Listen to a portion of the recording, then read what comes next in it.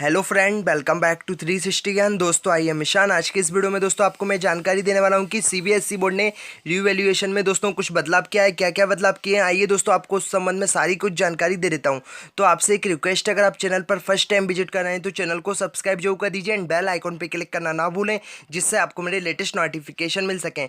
दोस्तों आपके इस बार सीबीएसई बोर्ड का 10th और 12th का रिजल्ट काफ़ी बढ़िया रहा है पिछले साल की अपेक्षा। आपके जो मेन एग्जाम थे, जो आपके 1 जुलाई से लेकर 15 जुलाई तक होने वाले थे दोस्तों, उनको फाइनली यहाँ पर कैंसिल कर दिया गया था सीबीएसई बोर्ड द्वारा। और दोस्तों उसमें कहा गया था कि आपकी जिन भी सब्जेक्ट के एग्जाम नहीं हो पाएंगे, उन सब्जेक्ट के एग्जाम दोस्तों आपको इंटरनल असेसमेंट के आधार पर नंबर दे के आपको फाइनली पास किया जाएगा। तो दोस्तों इसका सीधा सीधा इफेक्ट रिवैल्यूएशन प्रक्रिया में पड़ा है। आइए दोस्तों आपको बता देता हूँ कि क्या इफेक्ट पड़ा है। तो दोस्तों आपसे एक रिक्वेस्ट है, अगर आप इंस्टाग्राम चलाते हैं तो मेरे को इंस्टाग्राम पर फॉलो कर लीजिए। यहाँ पर आपको जो भी डाउट्स है आप मेरे को इंस्टाग्राम पर पूछ सकते हैं। इसकी लिंक मैंने डिस्क्रिप्शन में दे दी है, वहाँ से आप मेरे को फॉलो कर सकते हैं। और आपके जो भी डाउट्स रहेंगे दोस्तों, वहाँ पर मैं आपको 100% रिप्लाई करूंगा। तो दोस्तों आइए आज की इस वीडियो को शुरू करते हैं कि आपका रिवैल्यूएशन का इफेक्ट आपके अन्य विषयों पर किस तरीके से पड़ेगा। तो यहाँ पर दोस्तों आप देख सकते हैं दैनिक भास्कर का अपडेट है, जिसमें कहा गया है कि बदलाव, सीबीएसई नई मूल्यांकन पद्धति ने बदली स्थिति।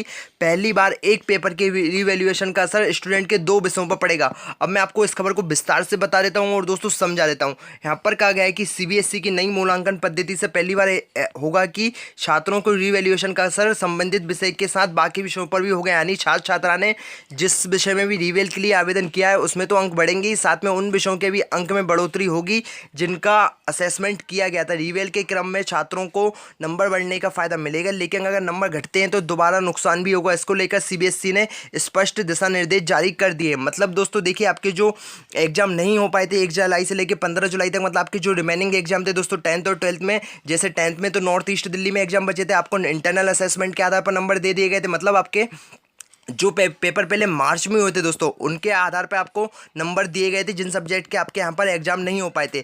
मतलब अगर आपके मार्च के पेपर में आपको लगता है कि यार मुझे इन सब्जेक्ट में कम नंबर मिलते हैं और आप रिवैल्यूएशन के लिए दोस्तों यहाँ पर अप्लाई करते हैं, तो दोस्तों आपका सीधा सीधा इफेक्ट उन सब्जेक्ट में भी आपको फायदा मिल जाएगा जिनके यहाँ पर आपके पेपर नहीं हुए थे, मतलब जिनमें इंटरनल असेसमेंट के आधार पर आपका रिजल्ट तैयार किया गया है। तो दोस्तों सीधा सीधा इफेक्ट इसका यहाँ पर 10वीं और 12वीं के क्लास में रिवैल्यूएशन का यहाँ पर पढ़ने वाला है। आगे इसमें कहा गया है कि केंद्रीय विद्यालय के प्राचार्य संजीव कुमार सिन्हा ने बताया है कि जिन 3 बेस्ट सब्जेक्ट के अंक के आधार पर असेसमेंट किया गया है, उसमें से किसी एक विषय में भी अंक घटते हैं या बढ़ते हैं तो एवरेज मार्क्स में परिवर्तन होगा। कहा है कि ऐसा पहली बार हो रहा है कि नंबर बढ़ने पर फायदा और घटने पर छात्रों को नुकसान होगा। इसका असर 10वीं की तुलना में 12वीं में भी होगा। तो फाइनली दोस्तों आप समझ सकते हैं कि यार आपका जो रिजल्ट है इंटरनल असेसमेंट के आधार पर तैयार किया गया है। मतलब आपके जो सब्जेक्ट थे, जैसे आपके 4 सब्जेक्ट के पेपर हो गए थे, तो दोस्तों उसमें आपके यहाँ पर 3 सब्जेक्ट के जो बेस्ट एवरेज मार्क्स हैं उसके आधार पर आपको रिमेनिंग सब्जेक्ट में यहाँ पर मार्क्स दिए गए थे।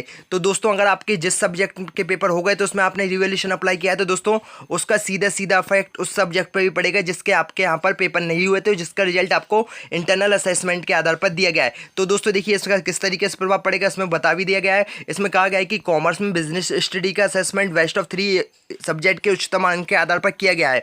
जिन 3 विषयों की परीक्षा हो गई है उसमें एक विषय अकाउंट था।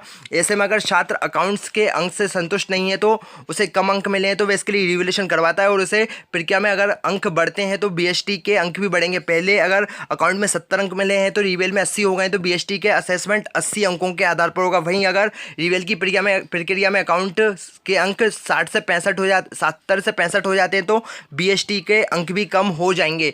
तो दोस्तों आप समझ गए होंगे कि किस तरीके से इफेक्ट पड़ेगा। मतलब आप अगर अकाउंट में यहाँ पर रिवैल्यूएशन करवाते हैं, आपके पहले 70 नंबर थे और बाद में 80 नंबर होते हैं, तो दोस्तों इसका सीधा सीधा इफेक्ट आपका जो बिजनेस स्टडी का पेपर था उस पर भी यहाँ पर पड़ेगा। मतलब उसमें भी आपके अंक जो नंबर है इंक्रीज हो जाएंगे। अगर यहाँ पर नंबर कम होते हैं तो दोस्तों उस सब्जेक्ट में भी आपके नंबर यहाँ पर कम कर दिए जाएंगे। तो दोस्तों इस तरीके से आपको फाइनली फायदा मिल सकता है। दोस्तों देखिए फायदा भी मिलेगा, लॉस भी हो सकता है। आपके नंबर अगर कम होंगे तो जो बाकी के सब्जेक्ट में इंटरनल असेसमेंट के आधार पर नंबर दिए गए उनमें भी आपके नंबर यहाँ पर दोस्तों कम कर दिए जाएंगे। और दोस्तों इसमें कुछ जरूरी जानकारी और दी गई है कि आपकी जो रिवैल्यूएशन के बाद अंक पत्र हैं दोस्तों उनको फाइनली भेज दिया जाएगा। आपके जो डिजी लॉकर है वहाँ से आप डाउनलोड कर सकते हैं। तो फाइनली दोस्तों आप को है जानकारी पसंद आ गई होगी और आपको जो भी डाउट्स थे दोस्तों आप मेरे को इंस्टाग्राम पर पूछ लीजिए। इसकी लिंक मैंने डिस्क्रिप्शन में दे दी है, वहाँ से आपके मैं सारे डाउट्स क्लियर कर दूंगा। तो दोस्तों आज की इस वीडियो में इतनी ही कुछ जानकारी थी। आई होप दोस्तों आपको मेरी यह जानकारी पसंद आई। वीडियो को लाइक करें, शेयर करें और चैनल पर नए हैं तो चैनल को सब्सक्राइब करें। जय हिंद, जय भारत।